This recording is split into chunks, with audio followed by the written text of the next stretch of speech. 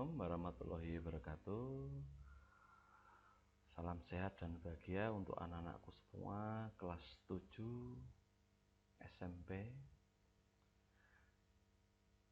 Pada sesi ini saya Pak Didi ingin memberikan latihan soal mapel IPS kelas 7 semester 1 ganjil kurikulum merdeka tema 1 keluarga awal kehidupan untuk bagian 1. Untuk tema 1 materinya adalah yang pertama keberadaan diri dan keluarga. Kemudian yang kedua B mengenal lokasi tempat tinggal. Nah, ini ada soal anak-anak. Yang pertama, berikut ini pernyataan yang tepat berkaitan dengan lokasi absolut adalah yang pertama A. Lokasi absolut bersifat tetap terhadap sistem koordinat. B. Lokasi absolut dapat berubah. C. Lokasi absolut memiliki pengaruh terhadap nilai suatu objek. Dan D. Lokasi absolut dipengaruhi oleh keadaan sekitar. Nah, jawabannya apa? Kita lihat. Oke. Jawabannya adalah A. Untuk pembahasan kenapa A? Lokasi absolut mengacu pada koordinat geografis yang bersifat tetap dan tidak berubah seiring waktu. Koordinat geografis ini menggunakan sistem seperti garis bujur atau longitude dan garis lintang latitude untuk menentukan suatu lokasi di permukaan bumi. Nilai koordinat ini relatif terhadap titik 0 derajat lintang, 0 derajat bujur. Dan posisi suatu objek atau tempat dapat diidentifikasi dengan akurasi tinggi menggunakan sistem koordinat ini. Seiring dengan itu, lokasi absolut cenderung tidak berubah, sehingga jawabannya yang tepat adalah A. Lokasi absolut bersifat tetap terhadap sistem koordinat.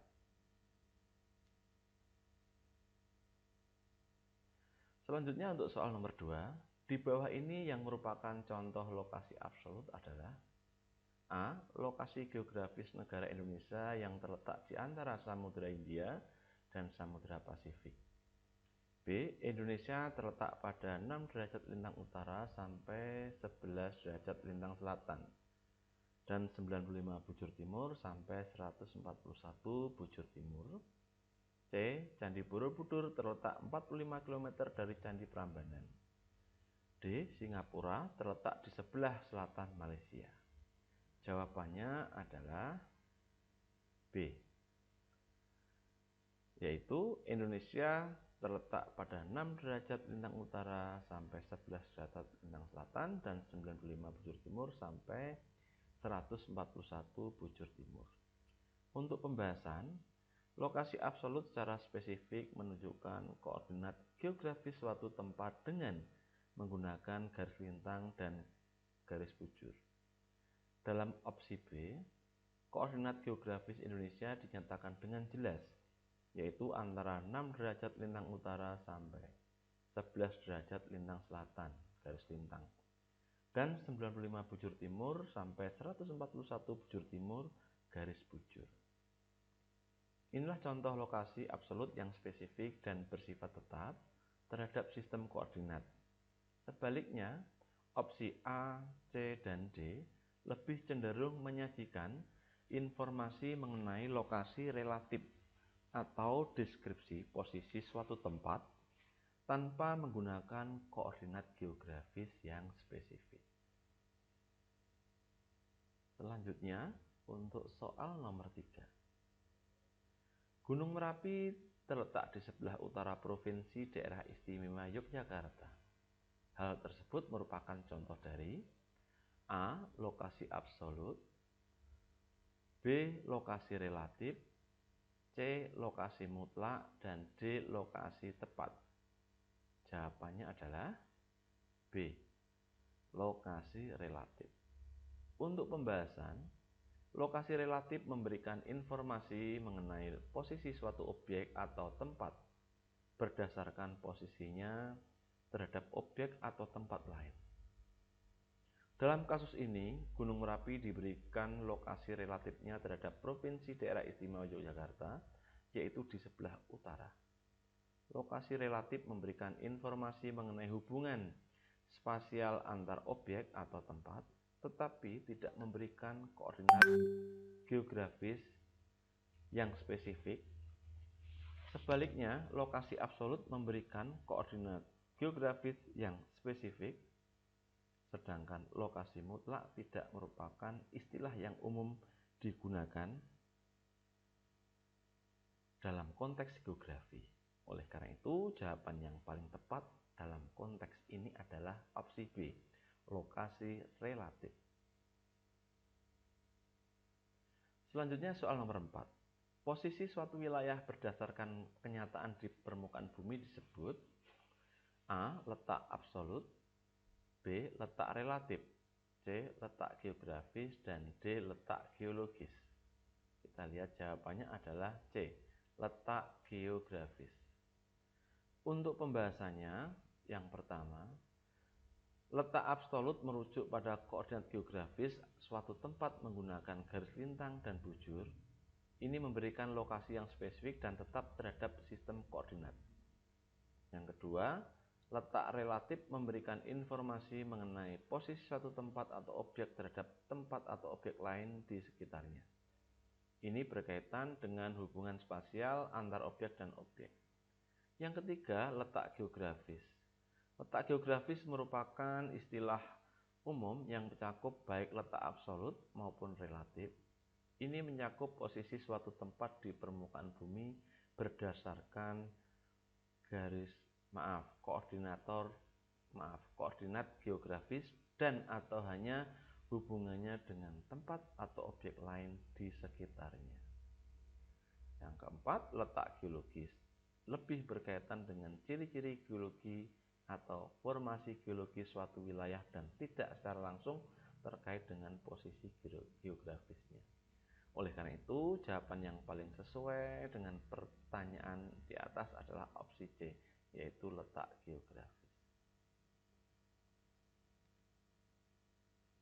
Selanjutnya, soal nomor 5. Posisi suatu tempat didasarkan pada garis lintang dan garis bujur disebut apakah A. Letak absolut, B. Letak relatif, C. Letak geografis, D. Letak astronomis. Jawabannya adalah A, yaitu letak absolut. Letak absolut merujuk pada koordinat geografis suatu tempat menggunakan garis lintang dan bujur. Koordinat ini memberikan lokasi yang spesifik dan tetap terhadap sistem koordinat global. Jadi jawaban yang paling tepat untuk deskripsi ini adalah letak absolut, option A.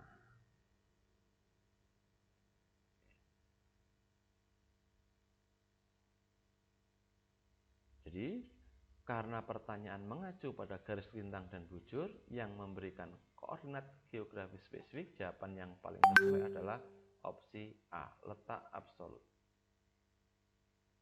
Berikutnya soal nomor 6. Secara geografis, Indonesia berada di antara dua benua, yaitu benua Asia dan Australia, serta Samudra India dan Pasifik yang memberikan keuntungan bagi Indonesia. A. Menjadi jalur perdagangan internasional, B. Memiliki kebudayaan yang beragam, C. Masuknya investasi dengan mudah, D. Jawaban A dan B benar. Kita lihat jawabannya anak-anak. Jawabannya adalah D. Pembahasannya, A. Menjadi jalur perdagangan internasional. Indonesia dengan letak geografisnya yang strategis di antara dua benua dan memiliki jalur laut yang penting, menjadi jalur perdagangan internasional yang vital. Selat Malaka sebagai salah satu jalur pelayaran tersibuk di dunia menjadi rute utama untuk perdagangan global. Yang B. Memiliki kebudayaan yang beragam. Kedudukan geografis Indonesia yang terletak di antara dua benua serta memiliki banyak pulau dan suku bangsa telah memberikan kontribusi pada keragaman budaya di Indonesia.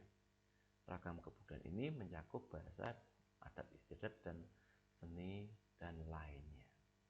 Jadi jawaban yang benar adalah D, karena Indonesia memanfaatkan letak geografisnya untuk keuntungan dalam perdagangan internasional.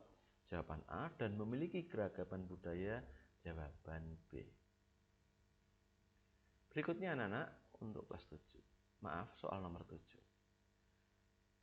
Garis khayal yang melingkari bumi secara horizontal disebut A. Garis lintang, B. Garis bujur, C. Garis khatulistiwa, D. Garis meridian.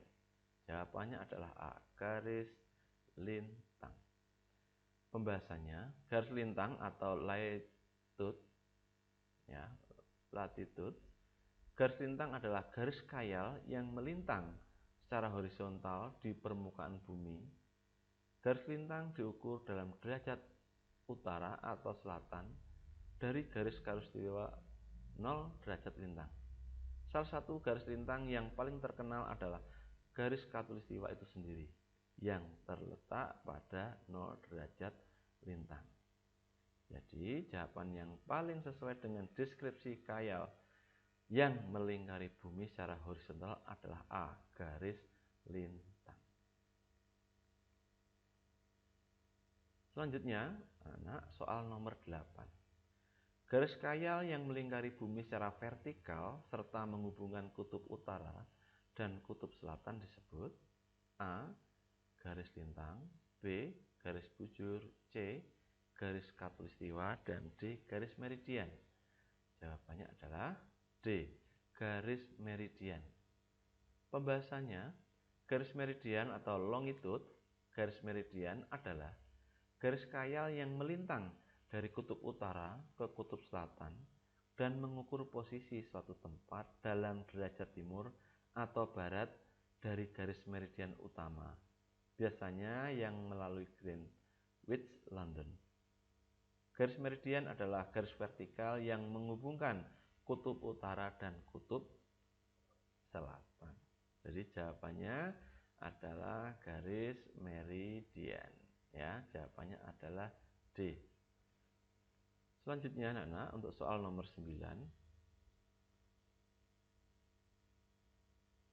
Letak Indonesia secara astronomis pada 6 derajat lintang utara sampai 11 derajat lintang selatan dan 95 derajat bujur timur sampai 141 derajat bujur timur berdampak pada A. Pembagian zona waktu, B. Iklim yang tidak menentu, C. Curah hujan yang tinggi, dan D. Peristiwa siang dan malam. Jawabannya adalah A. Pembagian zona waktu. Pembahasannya, pembagian zona waktu yaitu koordinat geografis Indonesia yang sangat luas menyebabkan Indonesia terletak di beberapa zona waktu yang berbeda. Oleh karena itu, Indonesia melakukan pembagian zona waktu menjadi 3 zona waktu utama, yaitu waktu Indonesia bagian barat, WIB, waktu Indonesia bagian tengah, WITA, waktu Indonesia bagian timur, WIT, dan pembagian zona waktu ini disesuaikan dengan letak geografis. Jawabannya adalah A.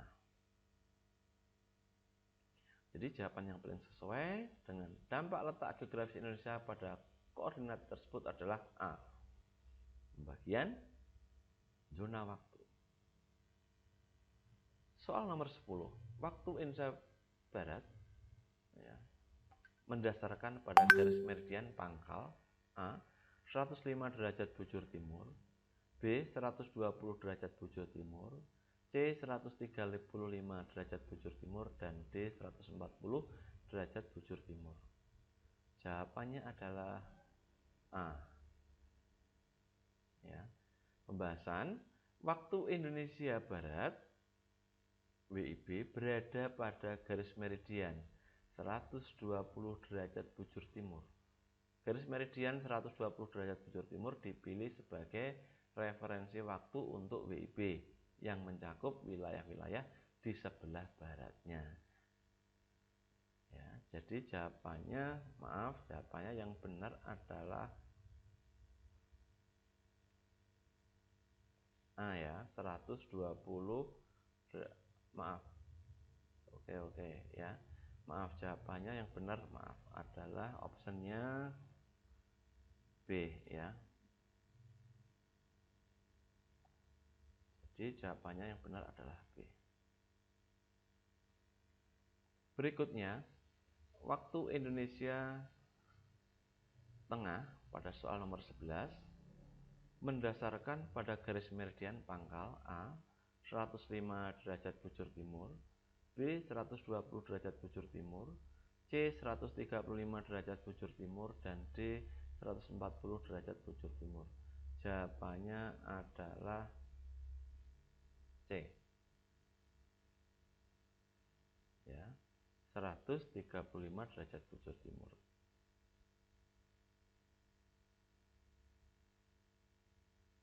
Selanjutnya soal nomor 12. Waktu Indonesia Timur mendasarkan pada garis meridian pangkal A 105 derajat bujur timur, B 120 derajat bujur timur, C 135 derajat bujur timur, D 140 derajat bujur timur. Jawabannya adalah D ya, pembahasannya,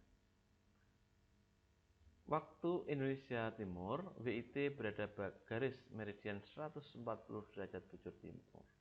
Garis meridian 140 derajat bujur timur dipilih sebagai referensi waktu untuk WIT yang mencakup wilayah-wilayah di sebelah baratnya. Jadi jawabannya adalah option D 140 derajat bujur timur. Oke. Berikutnya, soal nomor 13. Cakupan wilayah yang termasuk pada zona waktu Indonesia Barat adalah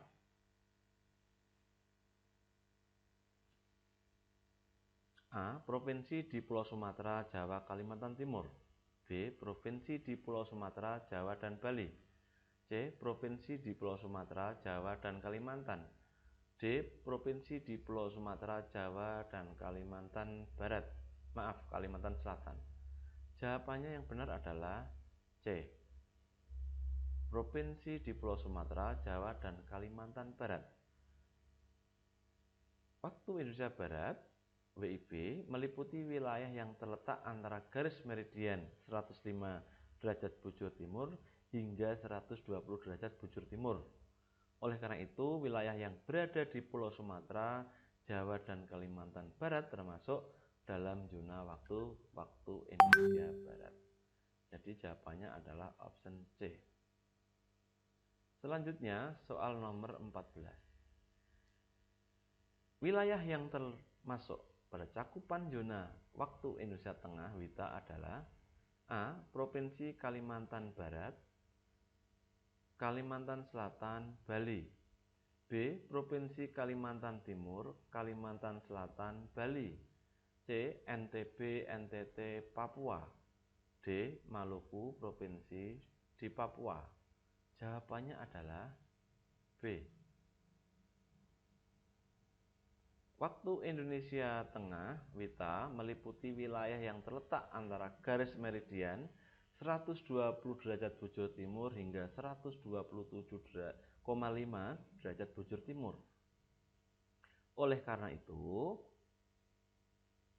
wilayah yang berada di Kalimantan Timur, Kalimantan Selatan, ya, Bali termasuk zona waktu Indonesia Tengah. Ya. Jawabannya adalah option B. Selanjutnya soal nomor 15 anak-anak. Wilayah yang termasuk pada cakupan zona waktu Indonesia Timur WIT adalah A. Provinsi Kalimantan Barat, Kalimantan Selatan, Bali, B. Provinsi Kalimantan Timur, Kalimantan Selatan, Bali, C. NTB, NTT, Papua, dan D. Maluku Provinsi di Papua. Jawabannya adalah D. Waktu pembahasannya, waktu Indonesia Timur WIT meliputi wilayah yang terletak antara garis meridian 127,5 derajat bujur timur hingga 140 derajat bujur timur.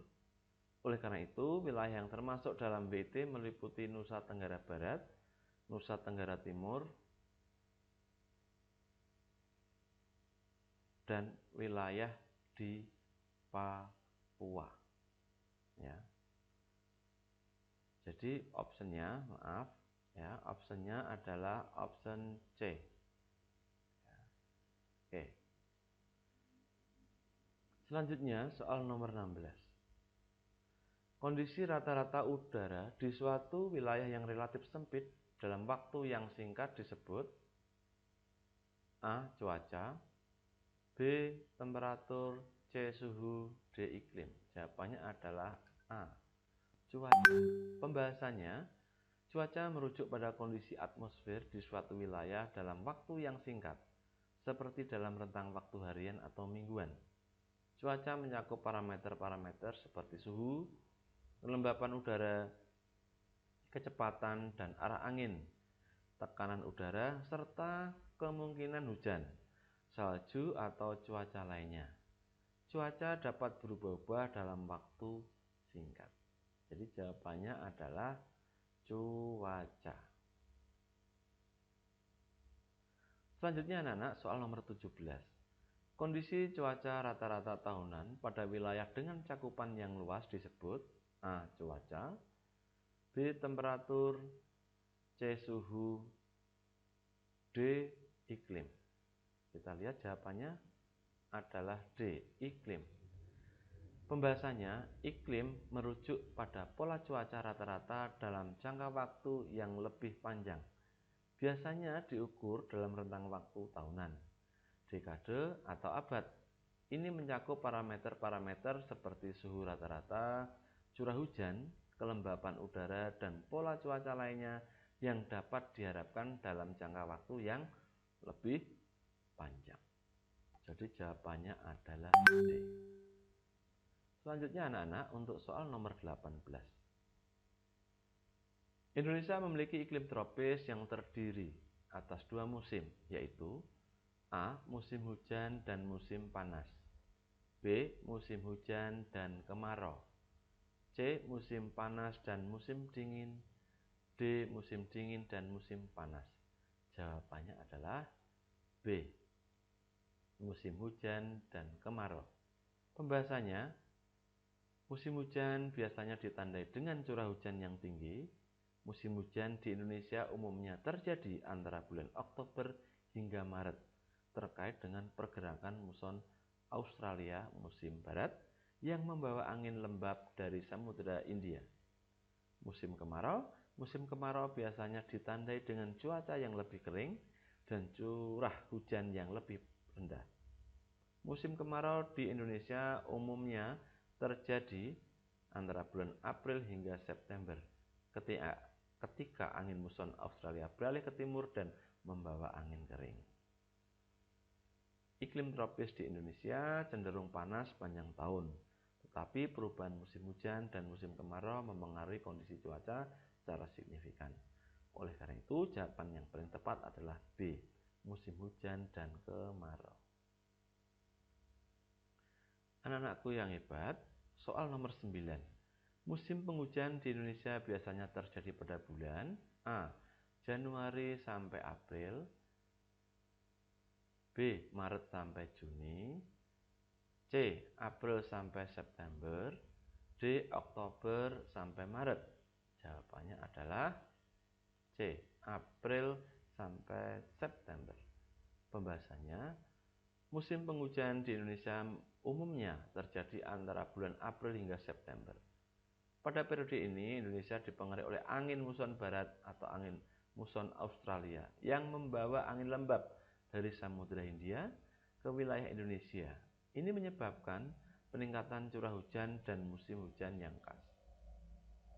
Meskipun ada variasi dalam durasi dan intensitas musim hujan berdasarkan lokasi geografis di seluruh Indonesia, secara umum bulan-bulan ini menandai periode dengan curah hujan yang lebih tinggi dan suhu yang relatif lebih sejuk. Jadi jawabannya adalah C. April sampai September. Soal nomor 20. Musim kemarau di Indonesia biasanya terjadi pada bulan A. Desember sampai April, B. Maret sampai November, C. April sampai September, D. Oktober sampai Maret. Jawabannya adalah D. Oktober sampai Maret. Pembahasan musim kemarau di Indonesia umumnya terjadi antara bulan Oktober hingga Maret. Pada periode ini, Indonesia dipengaruhi oleh angin muson timur atau angin muson Australia yang bertiup dari daratan Australia ke wilayah Indonesia. Angin ini cenderung kering dan kondisi cuaca menjadi lebih kering dengan curah hujan yang rendah. Meskipun ada variasi dalam durasi dan intensitas musim kemarau berdasarkan lokasi geografis di seluruh Indonesia, secara umum bulan-bulan ini menandai periode dengan curah hujan yang lebih rendah dan suhu yang relatif lebih panas. Jadi jawabannya adalah D. Oktober sampai Maret. Selanjutnya anak-anakku hebat, untuk soal nomor 21. Di bawah ini yang bukan merupakan unsur-unsur iklim adalah A.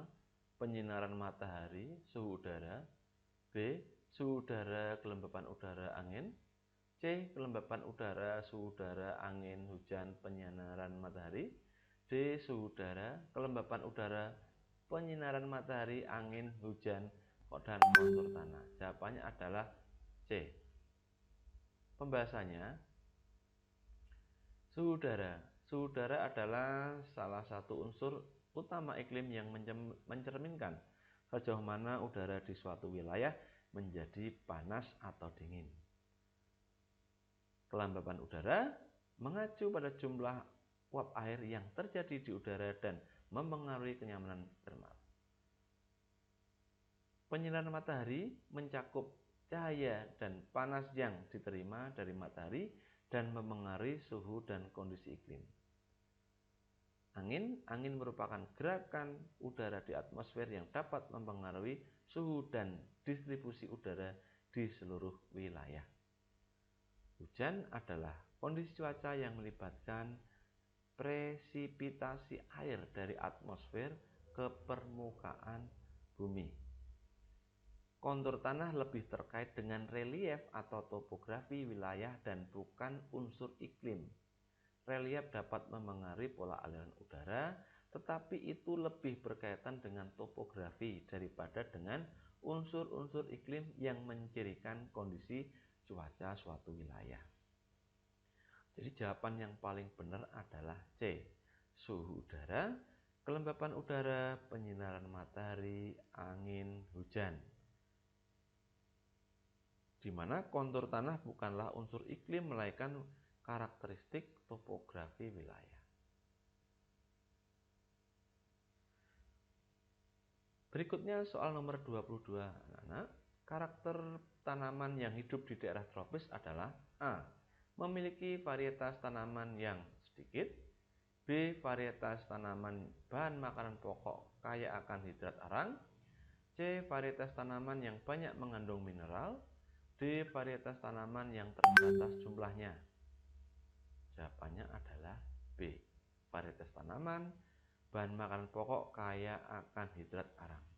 Pembahasannya, varietas tanaman di daerah tropis yang mencakup wilayah-wilayah di sekitar garis khatulistiwa memiliki iklim yang hangat sepanjang tahun.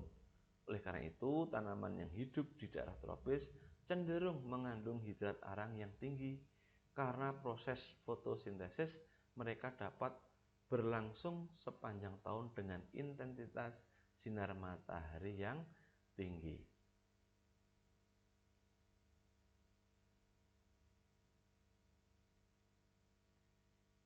Berikutnya, varietas tanaman yang banyak. Daerah tropis dikenal karena keanekaragaman hayati. Varietas tanaman di daerah tropis biasanya sangat banyak, mencakup berbagai jenis tanaman dari berbagai famili dan spesies. Kemudian karakteristik tanaman tropis lainnya, tanaman di daerah tropis juga cenderung memiliki adaptasi tertentu terhadap kondisi cuaca yang panas dan kelembapan yang tinggi. Mereka sering kali dapat tumbuh sepanjang tahun tanpa masa istirahat yang signifikan. Jadi jawabannya adalah B. Varietas tanaman bahan pokok kaya akan hidrat arang. Dengan tambahan informasi bahwa varietas tanaman di daerah tropis umumnya sangat beragam. Selanjutnya anak-anakku hebat, untuk soal nomor 23. Penyinaran matahari merupakan salah satu unsur yang berpengaruh terhadap tanaman karena A. Semakin lama penyinaran matahari maka berpengaruh sangat baik untuk pertumbuhan tanaman. B. Lama penyinaran matahari dapat mempengaruhi fotosintesis. C. Penyinaran matahari berpengaruh terhadap kadar air tanaman. D. Penyinaran matahari membuat kadar air tanaman menguap. Jawabannya adalah B. Lama penyinaran matahari dapat mempengaruhi fotosintesis. Pembahasannya, fotosintesis. Penyinaran matahari sangat penting untuk proses fotosintesis pada tanaman. Fotosintesis adalah proses di mana tanaman menggunakan energi matahari untuk mengubah karbon dioksida dan air menjadi glukosa dan oksigen. Oleh karena itu, tanaman memerlukan cahaya matahari sebagai sumber energi utama untuk pertumbuhan dan perkembangannya. Jadi, jawaban yang paling sesuai adalah B. Lama penyinaran matahari dapat mempengaruhi fotosintesis. Selanjutnya anak-anak, soal nomor 24. Penyinaran matahari dapat diartikan sebagai proses A. Lamanya matahari bersinar cerah yang dihitung matahari terbit hingga tenggelam.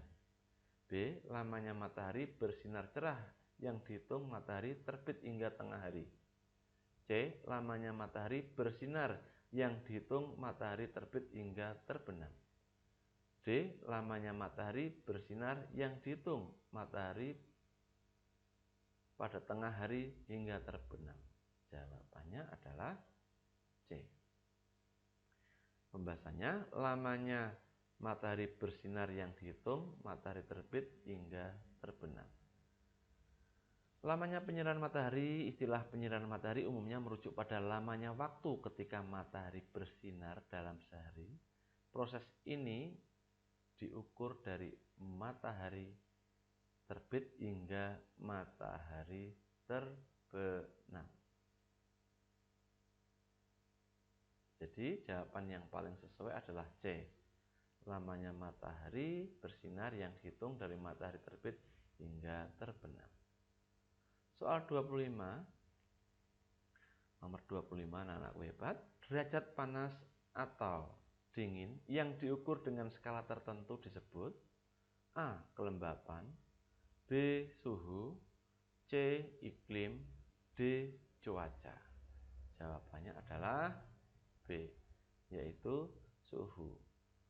Pembahasannya, suhu mengukur derajat panas atau dingin suatu benda atau lingkungan. Suhu biasanya diukur dalam skala tertentu seperti Celcius atau Fahrenheit. Ya, jadi jawaban yang benar adalah B, suhu. Nah, anak-anakku semuanya, jadi baru saja kita membahas soal latihan soal untuk persiapan asesmen sumatif akhir semester untuk siswa hebat kelas 7 tema 1 mata pelajaran IPS. Dan berikutnya untuk tema 1 bagian 2 kalian bisa buka channel YouTube Nobida Ardiansyah Channel. Jangan lupa untuk subscribe, like, dan komen ya.